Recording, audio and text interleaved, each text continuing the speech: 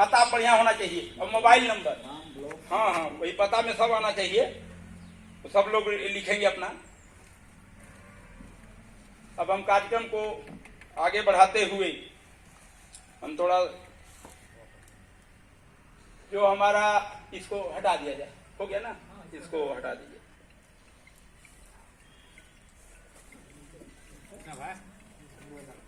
झारखंड में है प्रचुर संसाधन, फिर क्यों होता कम उत्पादन, शायद नहीं है कुशल प्रबंधन, आओ मिलकर करें हम चिंतन।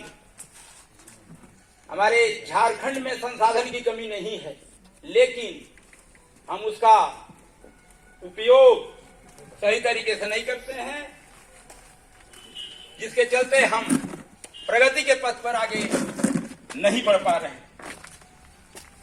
छेड़कर प्रकृति एक दिन देख लेना, प्राण भू से ही मिटेगा देख लेना, वायु मिट्टी जल रहेगा देख लेना, वायु मिट्टी रहे जीवन सहारा। किसान टूट जाते हैं अपने फसलों को उगाने में, तुम्हें शर्म नहीं आती उनके फसल के उपज को दाम देने में। हमारे फसल किसान जब उपजाते हैं तो उनको सही दाम नहीं मिल पाता है। तो हम चाहेंगे कि कई तरह की योजनाएं भारत सरकार और राज्य सरकार द्वारा संचालित की गई है, लेकिन हम किसान जो हैं जागरूक नहीं हैं, और जागरूक होने के बाद भी यहाँ बिचौलिया गिरी के चलते हम लोग जो लेना चाहिए लाभ किसान को सरकार के द्वारा, हम सभी लाभ नहीं ले पा रहे हैं। तो हम अब चाहेंगे कि हमारे बीच जो प्रगतिशील किसान ब्रजेश तिवारी जी हैं, वे आवें और अपना मार्गदर्शन किसान के समस्या, किसान की बातों पर अपना मार्गदर्शन देंगे। डॉक्टर ब्रजेश तिवारी जी, और उनको जोरदार तालियों से आप स्वागत करेंगे।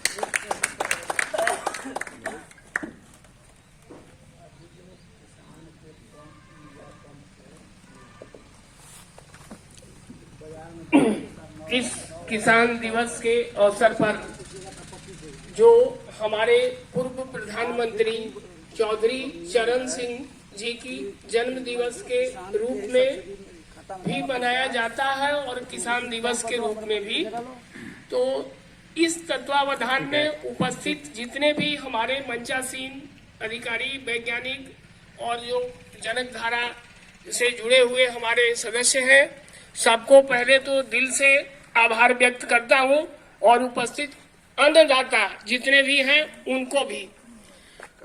मेरा ये मानना है कि खेती करना किसान की नियति है, ये करेंगे ही, और ये सबसे बड़े जुआरी है।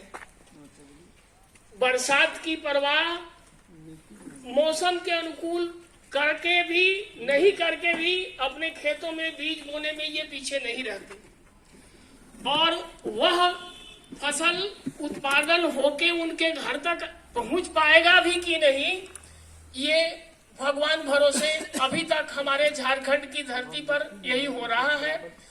कुछ हमारे जो गांव के और प्रखंड के हिस्से हैं जो नहर से आच्छादित हैं, कुछ किसानों को अभी कुसुम सोलर योजना से जोड़ने की व्यवस्था जिले के द्वारा की गई है, शायद उससे भी बल मिला होगा। लेकिन जो नहरी क्षेत्र के किसान हैं उनको छोड़ करके बाकी सभी किसानों का, खासकर धान का बिचड़ा इस साल धान के रूप में परिवर्तित नहीं हो सका, और अभी सरकार की एक जो फॉर्म भरने की अभी तिथि चल ही रही है, जो 3500 रुपया प्रति किसान देने की बात है, उससे किसान की क्या भरपाई होगी। एक उनके दिल को संतोष देने के लिए केवल छोटी सी ये बात रह जाएगी, सरकार इसको दे करके अपना पीठ थपथपाना चाहती है। इसको पाने के एवज में जो किसान मेहनत करते हैं अपने खेतों में, उनकी कोई सीमा नहीं है, कोई सीमा नहीं है। और अभी चौबे जी जब शुरुआत किए थे तो 2-3 चीजों का जिक्र किया।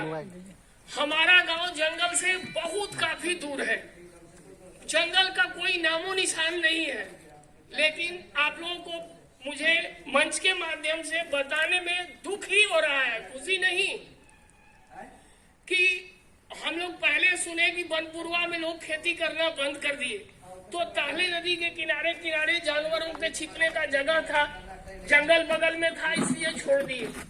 इस साल मेरा गांव करुआ कला लगभग 5% खेती हुई है, 95% बंद हो गई नील गाय और हनुमान के प्रकोप से। हमारे यहाँ 10-10, 20-20 के संख्या में जो आ रहे हैं बंदर, और नील गाय की तो संख्या की गिनती ही नहीं है। तो ये सब जितने भी प्राकृतिक आपदा तो आती ही थी, साथ साथ अब ये जंगली जीव भी नुकसान पहुंचा रहे हैं। अगर हमारे उपायुक्त महोदय को ज्ञापन देना है तो वन विभाग और प्रशासन दोनों मिलके जब इतनी बड़ी बड़ी योजनाएं पारित हो जा रही हैं, तो क्या वन क्षेत्र को घेर के नहीं रखा जा सकता? ये सवाल हमारे तरफ से होगा किसानों के लिए कि वन क्षेत्र की ही घेराबंदी करे, वो अपने वन विभाग के लोग करें, अधिकारी जो है उनके करें, सरकार करे इसके लिए। जब तक ये नहीं होगा खेती बंद हो जाएगी, और बंद हो जाएगी क्या, लगभग बंद हो चुकी है। बहुत लोग बाढ़ लगा के करते हैं, तो बाढ़ लगाने से भी आंशिक रूप से बचाया जा सकता है, पूर्ण रूप से नहीं। मैं तो फूल की खेती करता हूँ और छोटे से जगह में ही अपना पौधा उत्पादन नर्सरी